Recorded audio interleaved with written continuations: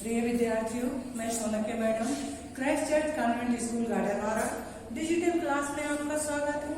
प्रिय विद्यार्थियों, मैं हिंदी टीचर कक्षा 7वीं विषय हिंदी। आज मैं आपको पाठ 24 अपने राहें आप बनाओ इस पाठ का अभ्यास समझाने जा रही हूँ।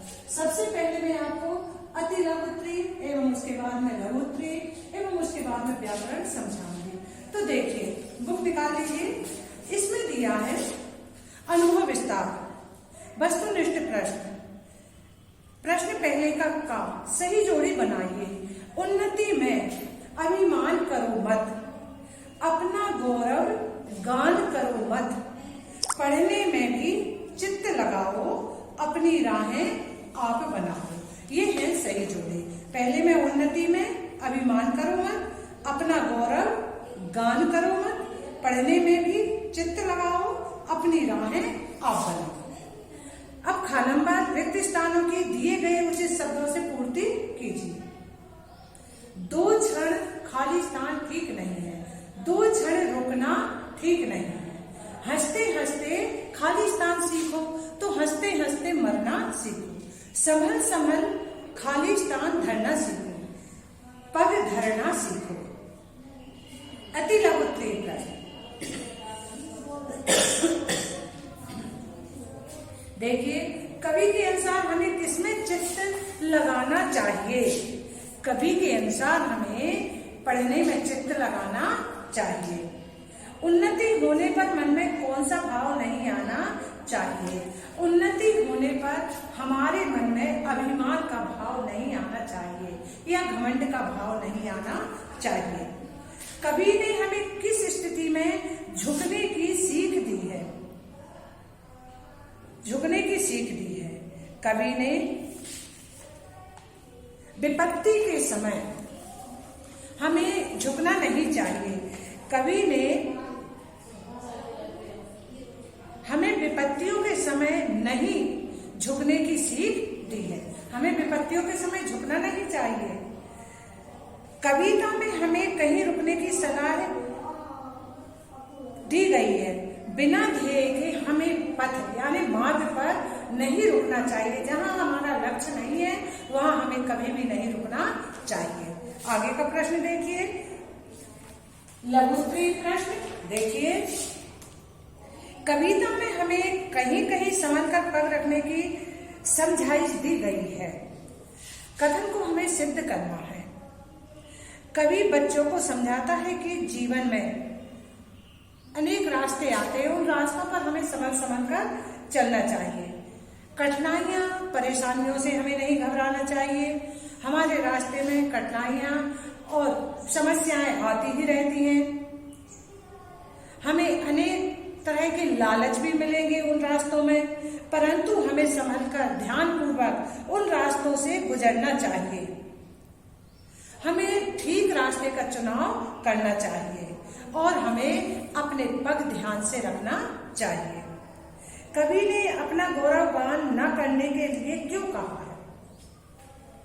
कवि ने बच्चों से कहा है कि अपने जीवन में हम जो सफलता प्राप्त कर लेते हैं उस समय हमें अपने मुंह से अपनी तारीफ नहीं करना चाहिए, क्योंकि अपनी तारीफ करने से हम दूसरों की नजरों से गिर जाते हैं और हमारे अंदर अभिमान उत्पन्न हो जाता है, अर्थात घमंड छू जाता है हमारे मन को। ग नंबर अपनी राहें आप बनाओ का क्या तात्पर्य है? अपनी राहें आप बनाओ से कवि का तात्पर्य है कि बच्चों को अपने जीवन का लक्ष्य स्वयं बनाना चाहिए। हमें किसी की उन्नति देख करके उसके पैर पर पैर रख करके नहीं चलना चाहिए, दूसरों के रास्ते को नहीं चुनना चाहिए। हमें अपनी उन्नति के लिए स्वयं रास्ता खोजना चाहिए और अपनी मंजिल को प्राप्त करना चाहिए।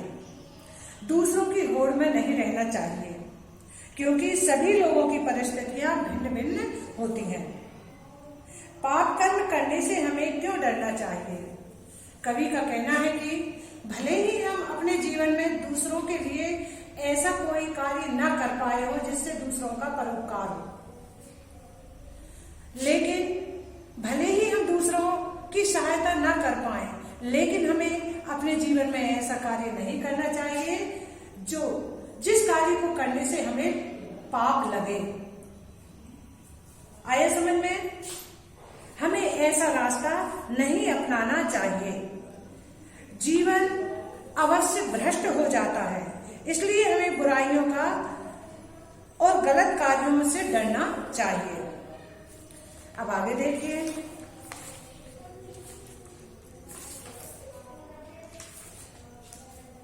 बर्तनी शुद्ध कीजिए, बर्तनी आपसे बन जाती है।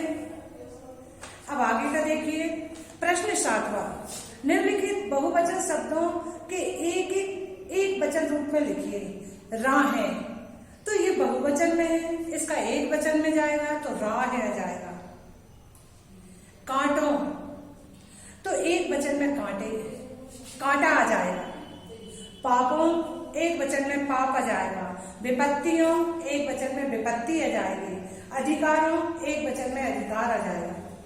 आया समझ में? पर उपकार, पर धन उपकार, दोनों शब्दों के आ और उ मिलाने पर आ धन उ से ओ बना है और इनसे मिलने से परोपकार शब्द बनता है। इसी प्रकार निम्नलिखित शब्दों की संधि कीजिए। वीर धन उचित बराबर वीरोचित। चंद्र धन उदय बराबर चंद्रोदय।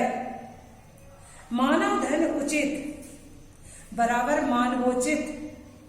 महाधन उत्सव बराबर महोत्सव।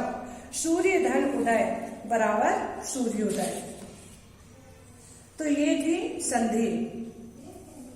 इसमें गुण संधि आती है।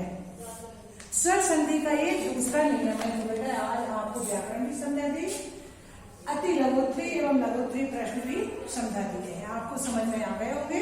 धन्यवाद।